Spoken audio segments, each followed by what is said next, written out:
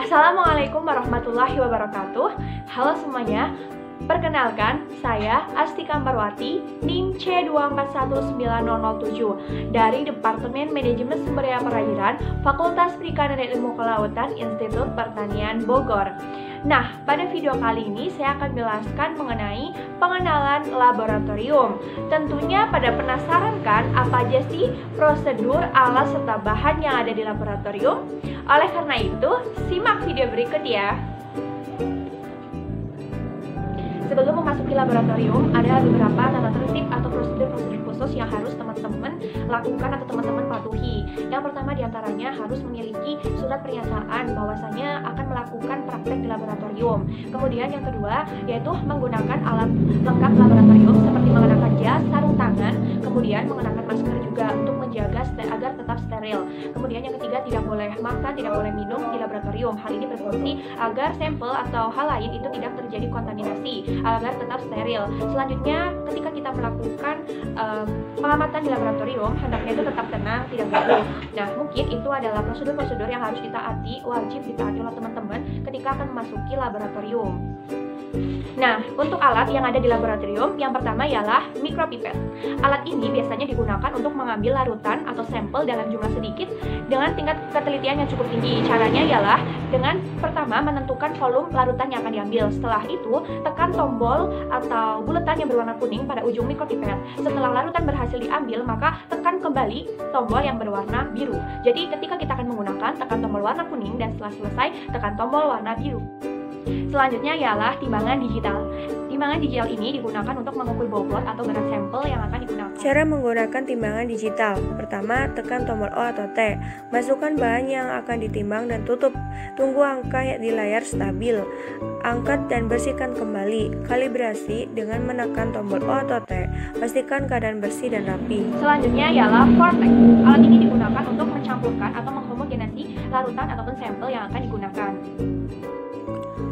Cara menggunakan vortex. Pertama, hubungkan arus listrik, tekan tombol on. Atur kecepatan dengan memutar tombolnya. Kemudian, letakkan sampel di piringan pemutar. Setelah penggunaan, kembalikan tombol ke posisi off. Lepaskan penghubung arus listrik, pastikan keadaan bersih dan rapi.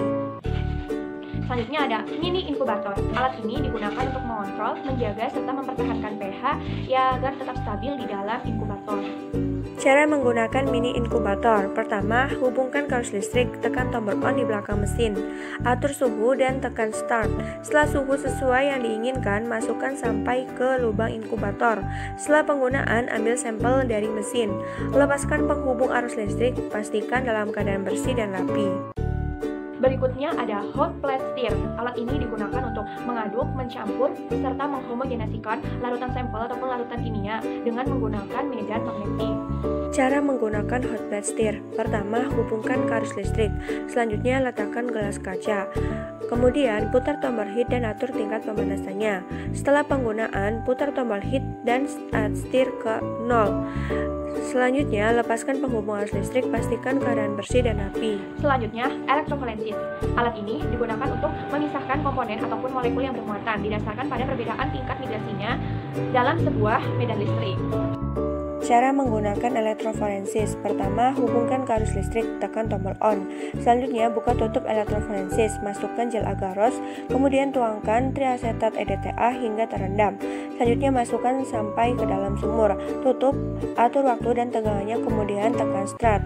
Kemudian, ambil dan tutup kembali, lepaskan penghubung arus listrik. Pastikan keadaan bersih dan rapi. Selanjutnya UV Fluorescence Table. Alat ini digunakan untuk visualisasi DNA ataupun RNA pada gel agaros. Cara menggunakan UV Fluorescence Table. Yang pertama, hubungkan ke arus listrik, buka kaca penutup dan letakkan gel agaros di meja UV. Selanjutnya, tutup dan tekan tombol on. Setelah penggunaan UV, kembalikan tombol ke posisi off, buka dan ambil gel agaros. Kemudian, keringkan meja UV dengan menggunakan tisu. Tutup dan letakkan penghubung arus listrik. Pastikan dalam keadaan bersih dan rapi. Microcentrifuge. Alat ini digunakan untuk mengendapkan, memekan mengawetkan serta memisahkan larutan pada tingkat densitas yang berbeda. Cara menggunakan sentrifug: pertama, hubungkan ke arus listrik, tekan tombol on. Buka tutup mesin dan buka tutup plastik. Masukkan larutan dalam tub, letakkan di kedua sisi dengan seimbang, lalu tutup. Putar tombol pengatur kecepatan dan putar tombol pengatur waktu, dan tekan untuk menyalakan mesin. Setelah penggunaan, ambil sampel. Lepaskan penghubung arus listrik, pastikan dalam keadaan bersih dan rapi. Selanjutnya ialah PCR atau Polymerase Chain Reaction. Alat ini biasanya digunakan untuk proses amplifikasi pada DNA. Cara menggunakan PCR: yang pertama, hubungkan ke arus listrik, kemudian tekan tombol on di belakang mesin. Pilih Amplification, masukkan program. Buka tutup mesin dan letakkan sampel di dalam plate, tutup kembali dan tekan Start. Amplifikasi telah selesai ditandakan dengan bunyi pada mesin, kemudian tekan Finish. Ambil dan tutup kembali mesin PCR, lepaskan penghubung arus listrik, pastikan keadaan bersih dan rapi. Selanjutnya ialah ada tip micropipette. Alat ini digunakan untuk mengambil atau mengeluarkan sampel atau larutan yang digunakan. Selanjutnya, box micropipette. Alat ini digunakan untuk meletakkan atau sebagai wadah dari micropipette. Berikutnya ada spatula. Nah, alat ini biasanya digunakan untuk mengambil sampel atau mengambil objek yang akan dilakukan pengamatan. Biasanya sampelnya itu dalam bentuk padat. Selanjutnya ialah ada gelas piala.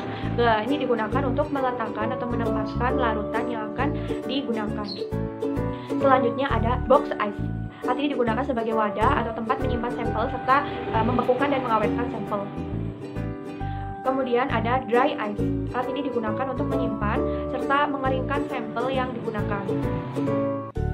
Selanjutnya ada G-column. Alat ini digunakan pada saat kita bersamaan, yaitu menggunakan microcentrifuge. Selanjutnya ada micropastel. Alat ini digunakan untuk menghaluskan sampel yang padat. Selanjutnya ialah cetakan gel. Nah, cetakan gel ini biasanya digunakan untuk wadah atau tempat gel. Setelah mengetahui prosedur alat yang ada di laboratorium, tentunya kurang lengkap jika kita tidak mengetahui bahan apa aja sih yang ada di laboratorium. Nah, yang pertama ada TEA, triacetat EDTA. Bahan ini biasanya digunakan sebagai larutan penyangga atau larutan buffer dalam proses elektrolisis, berperan dalam meneruskan arus listrik kepada fragmen DNA. Berikutnya ada loading day. Nah, biasanya bahan ini digunakan untuk menambah densitas atau bobot dari larutan atau sampel yang digunakan. Selanjutnya ada DNA leader. Nah, DNA leader ini berfungsi sebagai elektrolisis produk dari PCR, Polymerase Chain Reaction. Selanjutnya ada DD2O. Nah, bahan ini biasanya digunakan untuk mengencerkan primer. Berikutnya ada primer. Nah, primer ini itu berfungsi untuk membatasi fragmen-fragmen DNA yang kemudian akan dilakukan amplifikasi DNA. Jadi sebelum DNA itu diamplifikasi, maka dibatasi dulu fragmen-fragmennya menggunakan primer. Berikutnya ada plate. Nah, plate ini digunakan sebagai tempat meletakkan sampel ketika dilakukan proses quenching. Selanjutnya ada DNA atau RNA slate. Nah, biasanya bahan ini digunakan sebagai metabarcoding serta mengawetkan sampel.